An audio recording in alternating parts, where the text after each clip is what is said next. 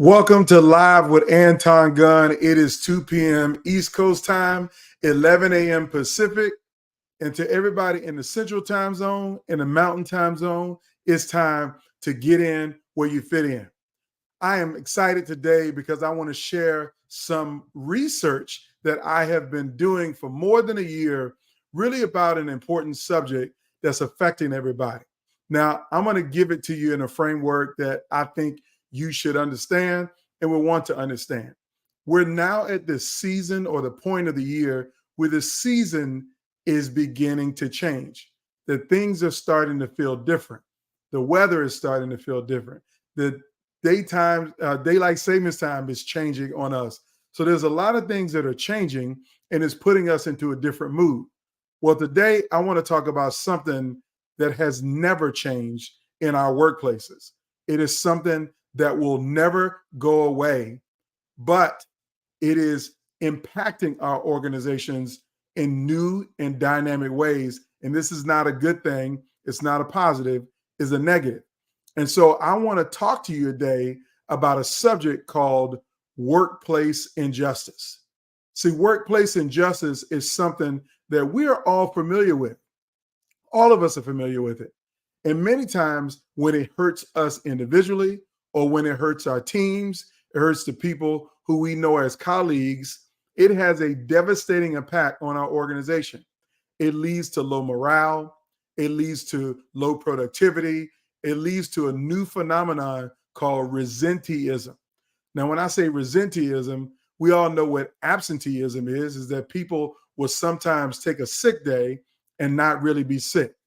Do you know anybody who's taken a sick day but hadn't really been sick? A lot of people have. I know in previous times in my career, I've taken sick days and I haven't been sick, but I was sick of being around the people who were committing injustices against me every day in the workplace. So yeah, absenteeism. But this term resenteeism is a new term. I mean, when I say it's a new term, everybody's coming up with a new term. The Great Resignation, quiet quitting, all of these terms are new, but it really speaks to the symptoms of the same problem, and that is workplace injustice. And so resenteeism is a concept that people want to quit their job. They really want to leave, and they have been trying to find something, but they haven't found the right thing. So they don't leave and they stay at work and they're not productive. They have low morale. They have a negative energy in the right environment, and it can lead to more toxicity in the workplace. So you're wondering, why do these people don't leave? Well, they can't leave. They're looking for an opportunity, but the right one hasn't come. So while they're hanging out, they're being resentful and spiteful about the workplace. They're being resentful to their colleagues. They're being resentful to their bosses. They're being resentful on the product or service that they're supposed to deliver. They're not doing a good job. They're not even trying to do a good job because they feel so resentful about workplace injustice. Now, why do I keep harping on workplace injustice? Well, I want you to know that last year I spent time and attention and details doing some national research on a study about what is happening to employees and leaders in the workplace. How are people being treated in the workplace every day? And I coined their mistreatment not as harassment, not as just sexual harassment or bullying or these terms that we know all define some kind of negative environment. I put them into a framework called workplace injustice. And there are 8 domains of workplace injustice that we talk about in our report. Now, I'm going to give you some information later on in the month of November when this report will come out, how you can get access to it and review it yourself and then measure it against your own workplace. I'm going to give you that. But right now, I just want to talk about the reality of workplace injustice. And when I say the reality, I want to talk about that we know that this is real for many people. And when I say real for many people, it might be real for you. You might have some experience of dealing with workplace injustice. So let me ask a couple questions. Do you know anybody who has been passed over for a promotion that they thought that they deserved and other people thought that they deserved? Do you know anybody in your organization who may have been laid off or downsized, even though their team might have been incredibly productive, and the team that wasn't as productive got a chance to keep their jobs? I actually got a friend of mine who works in pharmaceutical sales and literally made the president's circle 3 times for 3 different companies. Why? Because after he made the president's circle, his salary was the highest, his bonuses was the highest, everything was the highest. And so when they did a round of layoffs, they laid off him because he was older and because his salary was higher. They thought it would be better to retain younger people whose base salary wasn't as high, and therefore their bonus wouldn't be as big. So do you know anybody who's been downsized or laid off unfairly in the workplace? Do you know anybody who's been on a team and maybe have been ostracized, meaning that they're supposed to be a part of the team, but for some reason, someone doesn't like them, that they didn't ostracize them and isolate them? Like, don't invite them to the company a happy hour, or decide to have a meeting before the meeting that they weren't included in on. Or maybe you just leave them off of the emails for project work that they're supposed to be responsible for. So everybody got CC'd on what needed to be done, but the person who's being ostracized. See, these are the kind of things that happen every day in the workplace that are injustices, that are unfair, that make people feel bad, feel like they're not wanted, they're not valued, they're not respected, and not visible. Now, the reason why I talk about these things, because there are lots of different injustices, and I've documented 8 domains of injustice that all of them fall under. And so I'm not going to give it to you, but I want you to know that this phenomenon of injustice in the workplace is everywhere. It's everywhere. It's in everywhere. I don't care if your organization has won the Best Place to Work award 10 years in a row.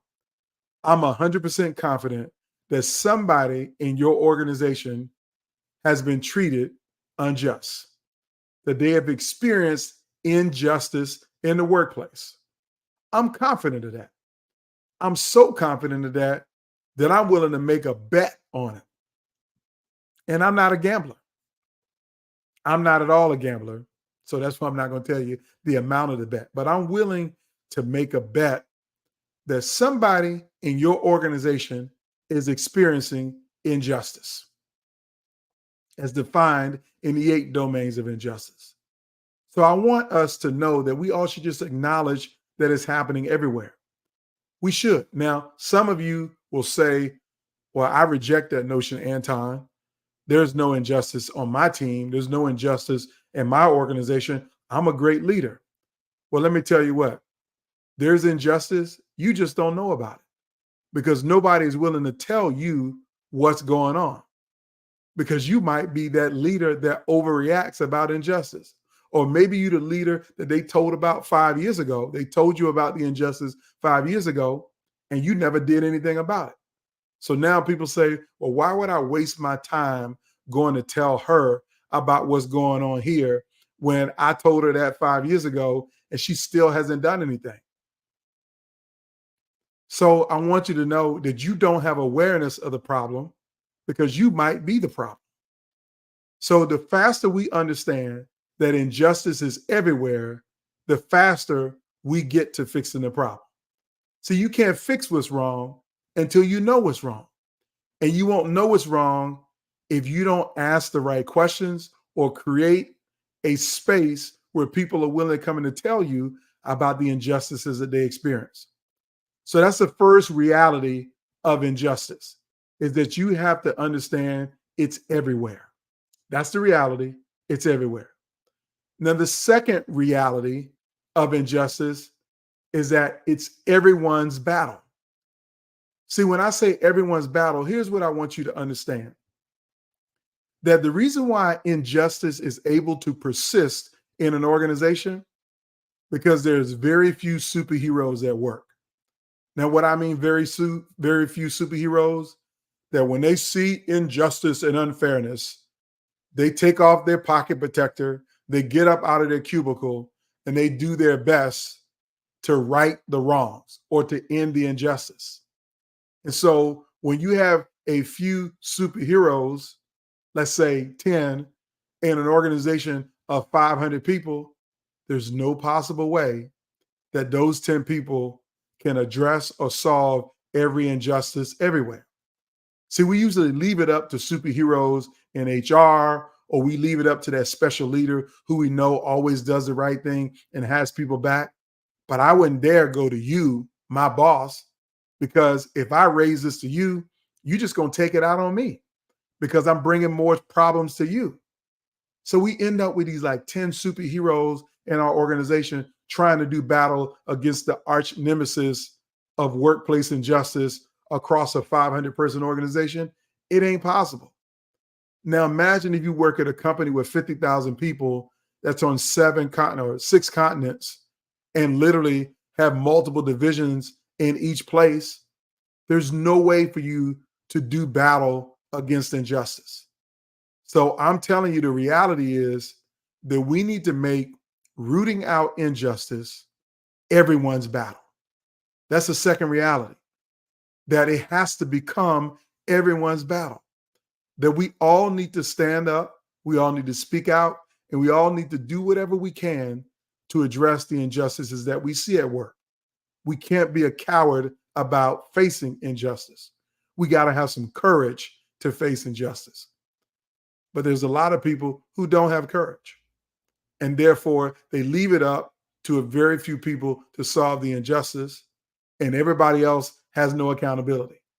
See, one of the most important solutions to ending workplace injustice is accountability, that everybody's got to own the accountability and the responsibility for addressing injustice. Don't just leave it up to the CEO or leave it up to the ombudsman or this is HR's responsibility. It's not HR's responsibility because they can't be everywhere to all things. So you got to be a leader and you got to build a team of leaders who are willing to understand that ending injustice in the workplace is my battle. It's my responsibility. That's the second reality of workplace injustice, is that it is everyone's battle. Now, the third one is very, very simple. I want you to understand that if we want injustice to go away and end it, we have to understand that we can't just have good policies. We can't have good procedures. We can't just have good processes. Those things are necessary, but they're insufficient. But what we need more than anything else is a just environment. In healthcare, we would call it a just culture. See, a just culture is a culture where we recognize that people are going to make mistakes. Nobody's perfect. You're not going to be the perfect CEO. You're not going to be the perfect boss. You're not going to have the perfect team. They won't be happy-go-lucky kumbaya all day, every day, 365 days a year. Somebody's going to get yelled at. Somebody's going to get reamed out. Somebody's going to fail to do something. There's going to be a mistake. It will happen. But when it happens, what do you do about it when it happens? When something goes wrong, what do you do? Do you have a punitive culture or do you have a just culture? Which asks the question, why did this happen? Can we prevent it from happening again? Did you know what you did was wrong? And if you knew what you did was wrong, was there a good and compelling reason why you had to do that at that moment? And if it's not, then you have consequences and accountability. But if they didn't know what they were doing was wrong and they made a mistake, they used a microaggression but didn't know that they were microaggressing against people, then you got to call them out or call them in and hold them accountable and create an environment where you're going to address it. And for the person who made that mistake, the person who did the thing wrong that they weren't supposed to do, here's the big question. When you screw up, do you know how to apologize? See, a big part of a just culture or a just environment is when a leader screws up, they are not afraid to say, I'm sorry. I messed up. I made a mistake. That was my fault. And I'm not talking about no half-hearted, oh, I'm sorry you feel that way. You know what? That really gets on my nerves when someone says, hey, you hurt me. I feel awful because this thing happened. And so I'm bringing it to your attention that you hurt me. And then the person responds back, oh, I'm sorry you feel that way. No, you need to say, I'm sorry I hurt you. It was never my intent to hurt you. I made a mistake. Will you please accept my apology and mean it sincerely? See, the third reality is that you got to build a just environment, and it starts with understand it's okay to apologize. It's acknowledging that people are going to make mistakes, but when they make mistakes, make amends, make an apology, make reparations. Whatever it needs to be, you got to make it right. And you can't do that unless you're willing to open your mouth and admit that you made a mistake and that you were wrong, that you committed some level of injustice, whether it be ostracization, harassment, bullying, or just did something unfair and unethical, maybe unintentionally. Learn to apologize. That's the third reality of confronting workplace injustice. Now, the fourth reality, I'm going to give you this one and then I'm going to close, is that when you see and feel and have awareness of persistent injustice in your workplace, it requires you to take action to fix it. So when I say take action, like there's nothing worse. You know why people are resentful at work? It's because I'm pretty certain that they pointed out some unfairness or injustice in your workplace and nobody did anything about it. That they didn't take action. They didn't try to fix it. They didn't have a strategy. They didn't bring in experts to help them to solve the problem. Or maybe they do what a lot of organizations do, hire consultants like me for us to do all of this hard work to help you to assess what's wrong with your culture, what's wrong with your leadership team, why people continue to quit, why you have a 40% turnover rate, why nobody likes you, why you can't find any diversity to hire in your C-suite.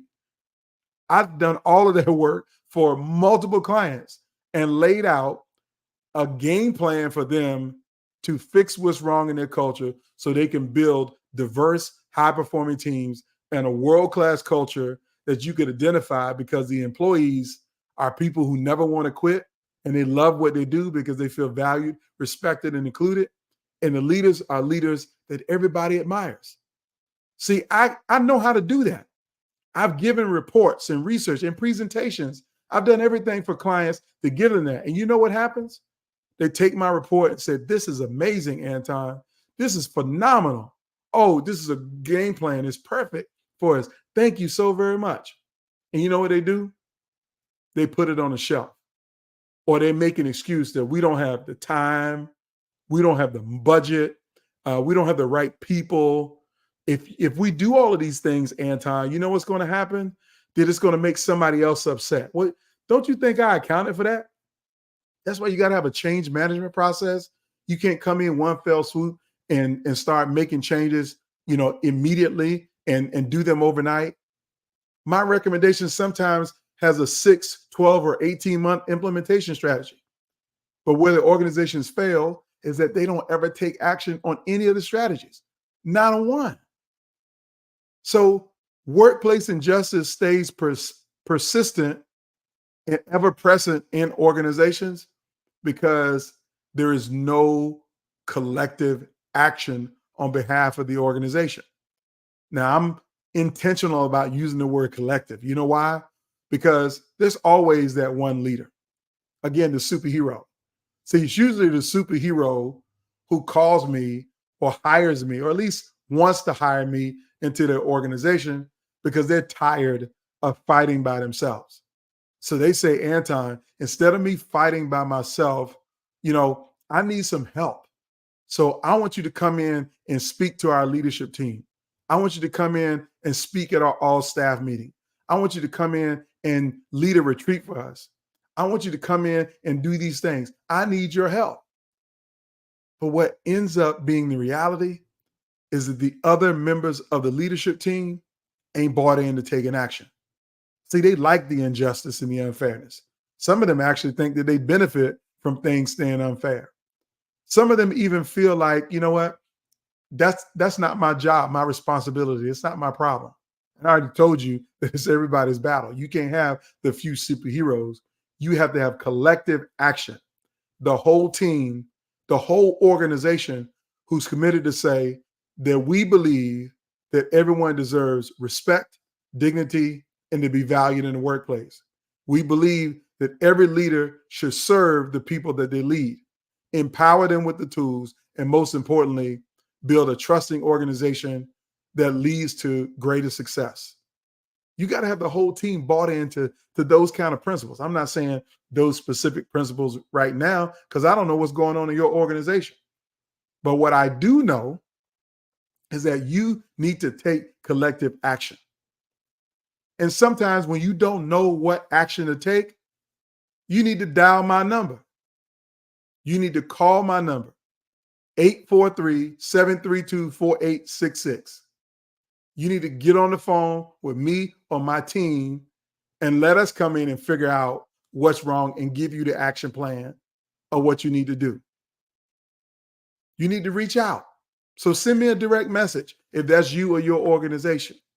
I love to have a conversation to figure out how we can help you get clear on your action plan and your next steps. And then when you take that action over those 6 months, 12 months, maybe even one day, because sometimes it might be you got all of the building blocks and you just need me to come in for a 60 or 90-minute keynote and add some value. I'm happy to do that too. Matter of fact, I would be excited about doing that because y'all know I can rock a microphone. I mean, there ain't a microphone on this planet that I haven't liked. And at the end, I will drop the mic and watch it smoke. And people will get some actionable intelligence that they can take right away. So it doesn't matter what it is. I can help you to take collective action. But the reality around workplace injustice is that most organizations and leadership teams don't take collective action when they have awareness of what the injustice is in their workplace. So when they don't take the collective action, after the action is over with, the implementation is over with, they don't review what we've learned, how we've grown, and what are the results that we need to continue to improve. See, if you want to, if I started off by telling you that injustice is everywhere. It's everywhere. It's been ever present. It's throughout every organization. For as long as we've had workplaces, there's somebody that experienced injustice. So if it's everywhere, then you have to have a process of creating a just environment to end it. So that means you got to do stuff, take collective action, and then after you take collective action, review what you've done and figure out what additional collective action you need to take. So there you have it. The 4 realities of confronting workplace injustice. Reality number 1, injustice is everywhere in the workplace. Number 2, ending workplace injustice is everyone's battle. Number 3, you have to build an environment that is just, where you're not afraid to apologize. And number 4, you got to take collective action. That's what I want you to understand. So I hope this made sense to you. I hope it's giving you some value. If it has given you some value, I want you to share this message with someone that you care about, who you know might be in an unfair, unjust work environment, or a leader that needs to address these issues on their teams. Share it with them. And if they get mad at you for sharing this with them, then they're 100% affirming that they are a part of the problem. See, I can't stand for people to be afraid to send great videos to their colleagues and coworkers because here's what they know is going to happen. Their coworkers say, "Oh, so you talking about me?" "Yeah, I'm talking about you. That's why I sent it to you." You can't be above correction. You can't be above improvement. You can't be above learning that there's a nugget of truth in everything that might apply to you, that you might get some nugget of value out of a video like this. So I want people to know that you should not be offended if somebody shares this with you. I wouldn't be offended if somebody shared it with me. I've never been offended when people tell me, hey, Anton, your tie is crooked. Hey, Anton, your shirt don't look right. Hey, Anton, you got spelling errors. I know. Thank you for the correction. I appreciate it. I'm doing my best to get better. And I thank you for at least caring enough to share the insight and information with me so I can do my best to get better. That's what good leaders do. So if this is you and somebody sent this to you, don't get mad at them. Be grateful that they cared enough about you to send it to you. Because sometimes, like I said, sometimes that bad leader never gets told that they're a bad leader because people have so much disdain and contempt for them that they ain't even willing to tell them that they're a bad leader. They just let them exist. I don't want us to exist. I want us to confront the realities of workplace injustice. And so this week's video, this week's blog post is about workplace injustice and how everyone has a role in ending workplace injustice. And in a few weeks, you're going to have a chance to see some of the data points about how often injustice happens in the workplace to individuals and why people are not doing anything about it. And most importantly, a game plan to help you to build an organization that is world-class because you got great leaders who focus on making sure that injustice doesn't exist and a team of people who do the same things. So I want to thank you for watching. Have a fantastic day. And I'll see you next Wednesday. Same bat time, same bat channel. Everybody have a great day.